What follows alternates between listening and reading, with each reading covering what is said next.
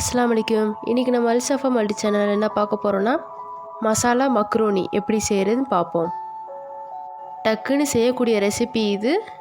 10 நிமிஷத்தில் செஞ்சிடலாம். மக்ரோனி வடித்து சேர்க்கணும். வடிக்கிறதுக்காக 1.5 லிட்டர் தண்ணி ஊற்றி மூடி போட்டு கொதிக்க விடுறேன். தண்ணி நல்லா கொதிச்சிருச்சு. மக்ரோனி ஒட்டாமல் வர்றதுக்காக 1 ஸ்பூன் எண்ணெய் ஊற்றிக்கிறேன். மக்ரோனியில் நிறைய மாடல் இருக்குது. இன்றைக்கி நான் சங்கு மாடல் எடுத்திருக்கேன். மக்ரோனியில் உப்பு இருக்காது. வேக வைக்கும்போது 1 ஸ்பூன் உப்பு சேர்த்து வேக வச்சுக்கலாம். இது குழந்தைங்களுக்கெல்லாம் ரொம்ப பிடிக்கும். காலேஜ் விட்டு வந்தோடனே டக்குன்னு 10 நிமிஷத்தில் செஞ்சு சாப்பிட்ருவேன். இதோட 1 கப் மக்ரோனியை இதோட சேர்த்துக்கிறேன்.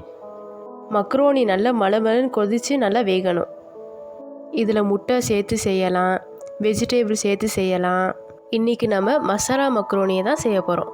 மூடி போட்டு 5 மினிட்ஸ்க்கு வேக விடலாம். 5 மினிட்ஸ் ஆயிடுச்சு. மக்ரோனி வெந்துருச்சு.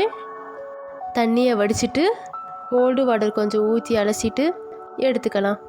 அப்படி செய்யும்போது மக்ரோனி பிசு பிசுன்னு இருக்காது. ஒயிட் சாஸ் ஊற்றி செய்வோம், அதுவும் நல்லாயிருக்கும். பேன் வச்சு கொஞ்சம் பட்டர் மெல்ட் பண்ணியிருக்கேன். பட்டர் சேர்த்து செய்யும்போது நல்லா வாசமாக இருக்கும். அது கூட 2 டேபிள் ஸ்பூன் குக்கிங் ஆயில் சேர்த்துக்கிறேன். இஞ்சி பூண்டு ஃபைனாக சாப் பண்ணி சேர்த்துக்கலாம். ஆனால் இன்றைக்கி நான் பேஸ்ட்டு தான் சேர்க்க போகிறேன். 1/2 ஸ்பூன் இஞ்சி பூண்டு பேஸ்ட் சேர்த்துக்கிறேன். பட்டரில் நல்லா பொரிய விட்டுக்கிறேன். 100 கிராம் பெரிய வெங்காயம் நறுக்கி வச்சுருக்கேன், அது இதோட சேர்த்துக்கிறேன். வெங்காயம் கொஞ்சம் வதங்கட்டும். வெங்காயம் ரொம்ப ப்ரௌனாக வதங்க வேணாம், கொஞ்சம் பிங்காக இருந்தால் போதும். 50 கிராம் தக்காளி இதோடு சேர்த்து வதக்கிக்கிறேன். தக்காளி நல்லா ஸ்மாஷ் ஆகணும்.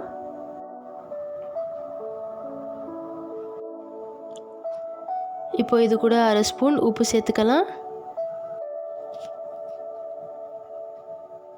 1 ஸ்பூன் கரம் மசாலா, 1/4 ஸ்பூன் மஞ்சள் தூள், 1 ஸ்பூன் டொமேட்டோ சாஸ் சேர்த்துக்கலாம்.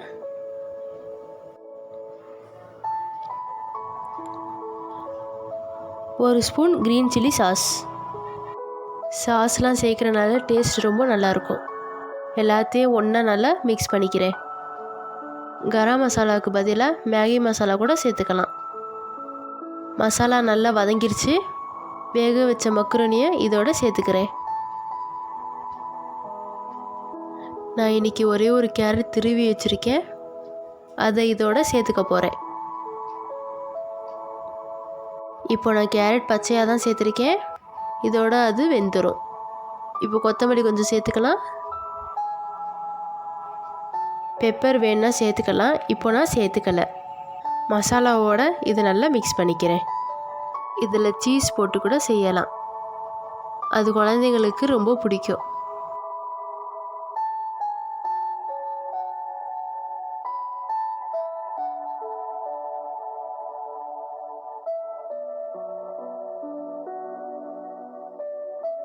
மசாலா மக்ரோனி ரெடி ஆயிடுச்சு. இது பிரேக்ஃபாஸ்ட்டுக்கும் சாப்பிட்லாம், ஈவினிங் டிஃபனுக்கும் சாப்பிடலாம். இந்த வீடியோ உங்களுக்கு பிடிச்சிருந்துச்சுன்னா லைக் பண்ணுங்கள், கமெண்ட்ஸ் பண்ணுங்கள், ஃப்ரெண்ட்ஸ் அண்ட் ரிலேட்டிவ்ஸ்க்கு ஷேர் பண்ணுங்கள். மறக்காமல் சப்ஸ்கிரைப் பண்ணிடுங்க. தேங்க்ஸ் ஃபார் வாட்சிங்.